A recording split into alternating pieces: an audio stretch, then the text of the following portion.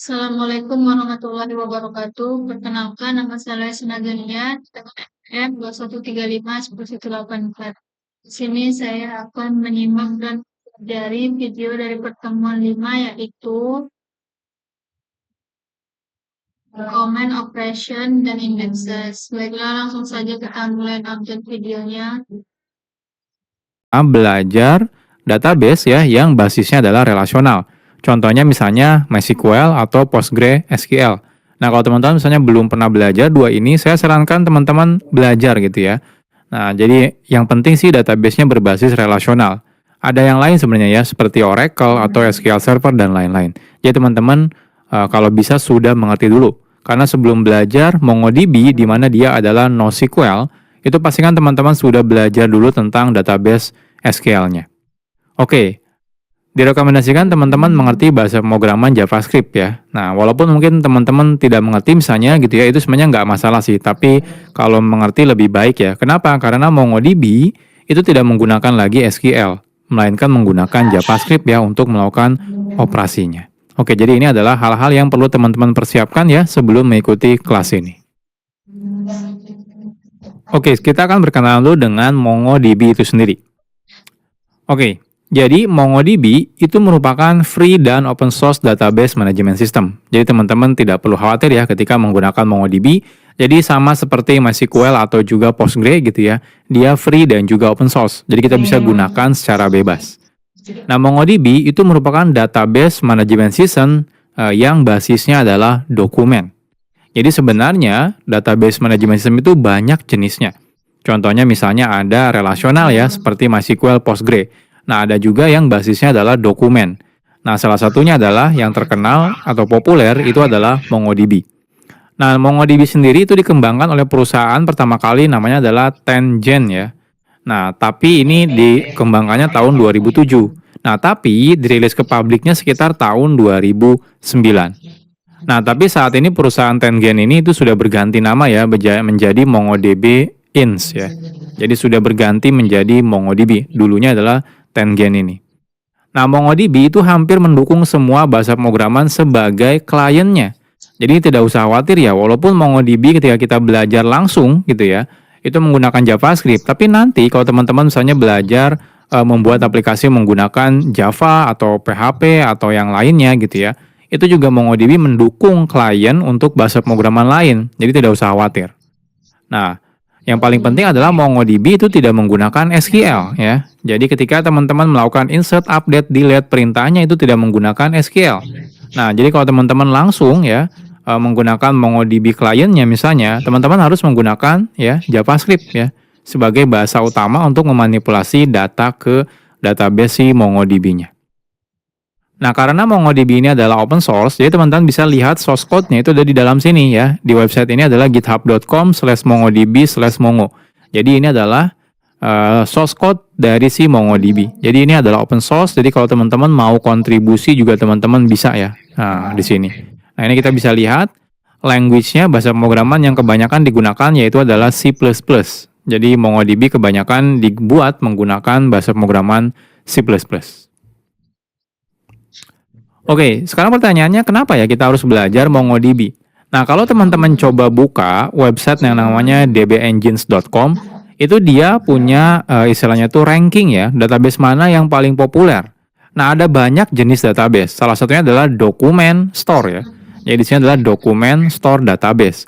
Nah, kalau kita perhatikan ya di halaman ini, nah ini dari 10 teratas, itu yang paling tinggi itu adalah MongoDB ya. Jadi MongoDB adalah salah satu database yang berbasis dokumen itu yang paling populer ya. Nah, jadi ini paling populer dan kalau teman-teman perhatikan itu jauh banget ya. Nah, popularitasnya gitu ya. Nah, lihat dari nomor 1 dengan yang ke nomor 2 gitu ya. Nah, seperti ini. Jadi tidak ada salahnya teman-teman belajar MongoDB karena populer sekali dan memang banyak yang menggunakan MongoDB ya ketika menggunakan si database yang berbasis dokumen ini. Oke, pertanyaannya apa sih document oriented database? Kan sebelumnya kita menggunakan relational database ya, yang semuanya berbasis menggunakan tabel. Nah, apa sih yang document oriented database itu gitu ya? Nah, document oriented database itu merupakan sistem database yang digunakan untuk memanipulasi data, tapi bentuknya adalah dokumen. Nah, bedanya dengan tabel, kalau tabel itu adalah jelas datanya gitu ya. Jadi kita sudah tahu, oke, ada kolom ini, ada tipe kolomnya ini. Nah, kalau dokumen, itu istilahnya itu adalah semi-structured data. Jadi datanya itu tidak jelas. Maksudnya tidak jelas itu kadang-kadang bisa berubah. Dan formatnya tidak baku gitu ya. Nah, selain itu, bentuknya kalau dokumen ya, sebenarnya banyak ya bentuk dokumen itu, tapi rata-rata, contohnya kalau di MongoDB, dia menggunakan bentuk datanya itu adalah JSON. Ya. Makanya teman-teman kalau familiar dengan JavaScript mungkin tahu ya JSON itu apa. Nah, jadi format datanya seperti JavaScript object. Ya. Nah, jadi bukan lagi dalam bentuk tabel, gitu ya, tapi dia dalam bentuk si JavaScript object. Nah, beberapa database yang lain mungkin ada yang mendukung XML ya, tapi saat ini yang MongoDB dukung itu bentuknya adalah JSON ya, atau JavaScript Object Notation. Nah, document oriented database itu biasanya bertolak belakang dengan relational database. Nah, contohnya kalau relational database biasanya kita menyimpan data dalam bentuk tabel ya, lalu nyimpan relasinya dalam tabel lain. Lalu kita bikin relasi menggunakan foreign key misalnya, seperti itu. Nah, kalau di dokumen oriented database, itu tidak ada yang namanya foreign key gitu ya, relasi dan lain-lain. Nah, jadi biasanya saat kita menyimpan data di dalam si dokumen oriented database, dia akan disimpan dalam bentuk JSON ya, atau mungkin database lain Mongo ini ya, yang bukan Mongo misalnya XML gitu ya. Dan dia ketika butuh relasi, dia akan menyimpan sebagai embedded object di dalam si JSON-nya atau dalam si XML-nya. Dia nanti disimpannya di dokumen yang sama, seperti itu. Nah, jadi memang paradigmanya saat kita menggunakan si dokumen oriented database itu perlu dibedakan ya dengan si relasional. Kalau relasional, ketika ada relasi kita akan bikin tabel terpisah lalu bikin foreign key. Nah, kalau ini enggak, kalau ada relasi gitu ya, kita akan bikin embed object gitu ya. Nah, sebenarnya sih bisa juga kita bikin dalam bentuk reference gitu ya, tapi ingat di dalam MongoDB tidak ada foreign key ya. Nah, jadi ini dokumen oriented database. Oke, ini adalah beberapa istilah ya yang teman-teman perlu ketahui ya. Kenapa? Karena mungkin istilahnya sebenarnya sama sebenarnya maksudnya, tapi mungkin nama istilahnya itu berbeda. Nah, ini contohnya kalau kita menggunakan relational database, ini istilahnya kalau menggunakan dokumen database ya, terutama kita gunakan istilah yang ada di MongoDB. Nah, contohnya kalau kita di dalam database ya, relational database ya, MySQL atau Postgre itu ada istilahnya database ya. Jadi dalam saat kita masuk ya, itu ada istilahnya tuh bikin database terlebih dahulu. Nah, jadi konsepnya seperti folder misalnya gitu ya. Jadi kita bikin database dulu. Nah, sama. Kalau di MongoDB juga istilahnya sama, database. Nah, ke bawahnya ini mulai berbeda. Lalu dalam database biasanya kan kita bikin yang namanya tabel. Nah, kalau di MongoDB itu namanya bukan tabel. Namanya adalah collection ya. Jadi bukan tabel, melainkan collection. Nah, jadi kan kalau tabel itu ya kumpulan row misalnya ya, kumpulan record ya kalau di relasional. Kalau ini adalah collection itu adalah kumpulan dokumen. Seperti itu. Nah, lalu saat kita bikin tabel kan kita biasanya akan bikin kolom-kolom di tabelnya. Di dalam MongoDB istilahnya bukan kolom, melainkan field ya, atau atribut. Kenapa? Karena kan dia basisnya JSON. Jadi ada istilahnya atribut atau field di dalam si JSON-nya. Nah, lalu tiap data yang kita masukkan ke dalam tabel, kalau di relasional namanya adalah row ya, atau baris atau record. Nah, kalau di MongoDB itu istilahnya adalah dokumen ya. Kalau di database lain mungkin ada yang XML dan lain-lain, tapi kalau di MongoDB dia menggunakan si JSON ini. Nah, lalu ya ketika kita menggunakan relational database itu biasanya kita akan menggunakan join tabel misalnya ya, kalau misalnya ada relasi. Nah, kalau ada relasi di dalam MongoDB, kita tidak akan menggunakan join tabel karena memang tidak mendukung join ya. Tapi menggunakan embedded dokumen ya, dimasukkan ke dalam dokumen yang sama, atau kita juga bisa menggunakan reference ke dokumen yang lainnya. Ya. Nah, lalu kalau kita menggunakan relational database, itu kita akan menggunakan SQL ya sebagai bahasanya untuk memanipulasi datanya. Nah, kalau di MongoDB itu menggunakan JavaScript ya.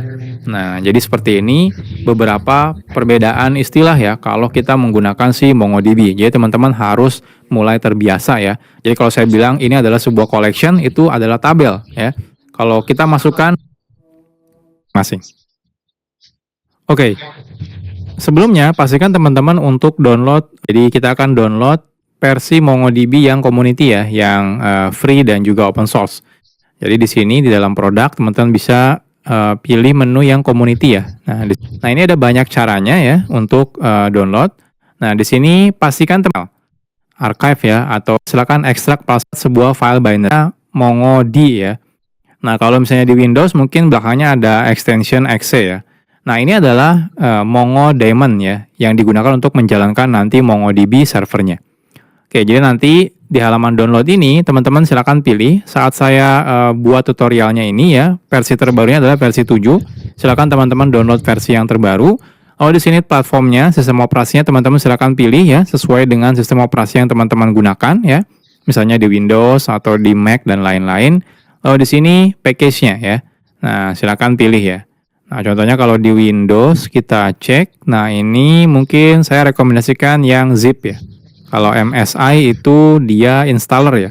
Jadi saya sendiri sudah MongoDB untuk macOS ya, yang versi 7.0. Nah ini saya akan coba ekstrak ya, saya akan coba ekstrak. Nah selanjutnya di sini kita sudah lihat ada file MongoDB ya, ada folder MongoDB maksudnya. Jadi di sini ada folder MongoDB. MongoDB macOS ya. Nah, ada ini ya, Mongod. Nah, yang kita gunakan nanti adalah yang Mongod ini, Mongo Daemon. Oke, gimana pertanyaannya untuk menjalankannya? Oke, kita akan coba lihat di sini caranya. Oke, jadi untuk menjalankan MongoDB-nya, simple ya. Pertama kita akan buat dulu sebuah folder untuk menyimpan datanya. Nah, bebas nama foldernya apa gitu ya. Nah, lalu nanti kita akan gunakan perintah ya, teman-teman silakan buka terminal, lalu masuk ke tempat teman-teman di mana download MongoDB-nya ya, ekstraknya ada di mana. Nanti silakan teman-teman gunakan perintah ya, bin mongod ya. Jadi kita execute yang file mongod ya, lalu tambahkan parameter minus db path sama dengan, nah ini lokasi folder datanya yang sebelumnya kita buat. Nah, nanti dia akan otomatis berjalan. Nah, kalau misalnya sudah berjalan, teman-teman mau hentikan aplikasi MongoDB servernya, teman-teman cukup gunakan Ctrl+C ya untuk menghentikannya. Oke, sekarang saya akan buka terminal terlebih dahulu. Di sini MongoDB ini ada folder bin ya. Semuanya di sini ya. Di Mac atau di Linux, teman-teman tinggal langsung /bin ya, nama foldernya kan bin, lalu mongod ya. Lalu Baiklah, ini saja video singkat saya. Wassalamualaikum warahmatullahi wabarakatuh.